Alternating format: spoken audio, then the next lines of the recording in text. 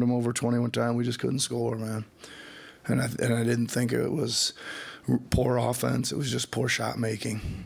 Like, we only turned it over 7 times. Or what does that say? 9 times. They turned it over 21. I thought we got a ton of good shots. If you look at our point shooting, it's going to look really bad in the paint. Points in the paint.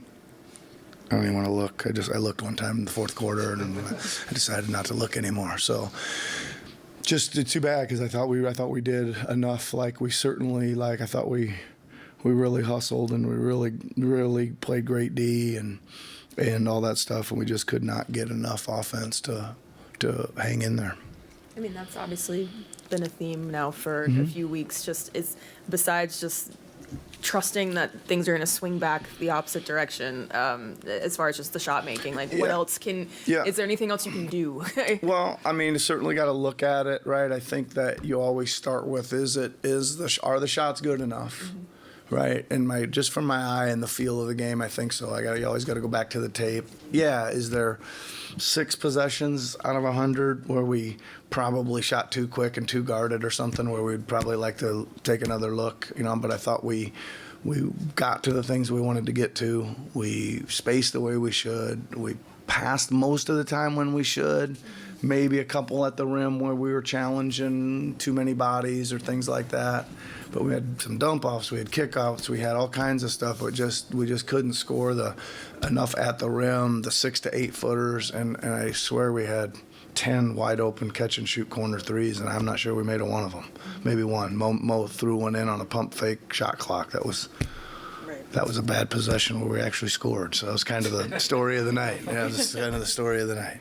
What did you ask of Tyrese at halftime, and what did you make of his second? Well, I told him I wanted him to get back to more, and it great advice, because I asked him to get back into some more race it at him, pull back threes. And like his first possession of the second half, he raced in there, pulled back, hit it. Ended up being his only 3-point make of the night. But I just kept telling him, you got to get the ball, find space. You got to keep attacking. Like, you got to keep attacking. You are our best option, right? So that's it. He did. When you think about sort of watching that, the run-ahead pull-up situation with Tyrese, Buddy defensively, Tobias rebounding, it feels like your calls are being responded to in a pretty tangible way.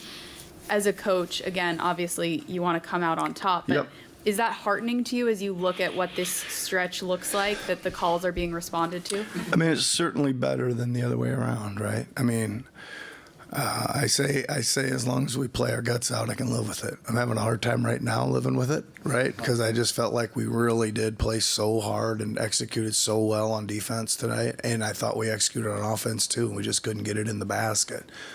So I think, you certainly want to I told the guys, I give you a lot of credit. You just kept playing and kept playing and kept playing. Even at the end, we stole the ball. If Tyrese makes that corner three, it's a 2-point game with 30 seconds to go. Like, we still were there, right? So, I guess, what was your question? Is it heartening? A little bit. I certainly want us to just give everything we got. That's all I ever ask.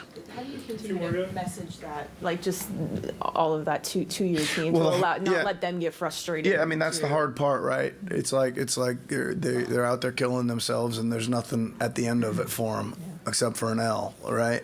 So this is a tough league, and we just gotta make sure this is a way of playing that we're trying to build, and like you said, and you just got to trust that some of these shots will go in, and that'll give us even more energy and more confidence. It's not easy to play with that much energy defensively when the ball keeps rimming out or not hitting the rim or whatever was happening, right? Like, it's not, and we did. So you can look at that as a positive.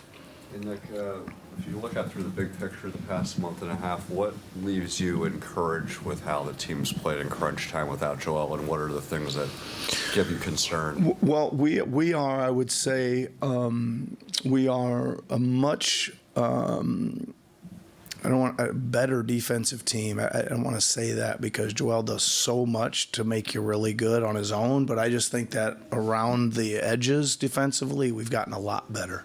really doing a lot of good things. So I think hopefully that carries over. And then when you do make a mistake, he's back there to erase some of it, right? That's really big. And he's really, really a good defender too. So I think the rest of the group's taken the defensive stuff up a notch.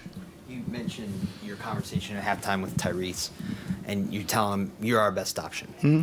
So how tough is it for you to not ask more than what these guys are capable of giving? Well, I think that, again, this kind of related.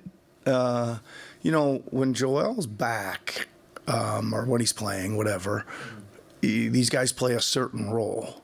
Like they are now like way outside these roles, right? So it's good. I think it improves them, but you're also seeing that, maybe, there's only incremental gains you can make. I mean, I think we're learning how to use Oubre some that everybody just kind of plays off of Joel when he's out there. And now we've got to figure out how to use these guys in other ways. So I'm hoping that the minutes that he's off the floor, now we've got all this experience back and we can really organize ourselves pretty good and figure out how to score when he's not on the floor.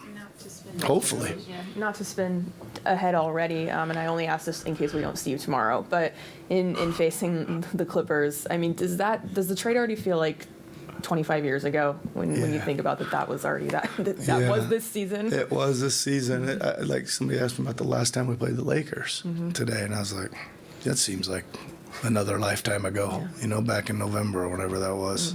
So yeah, it seems like it's been a long time since the trade. I don't even know if anybody's even mad anymore, are they? All right. Take care. See you.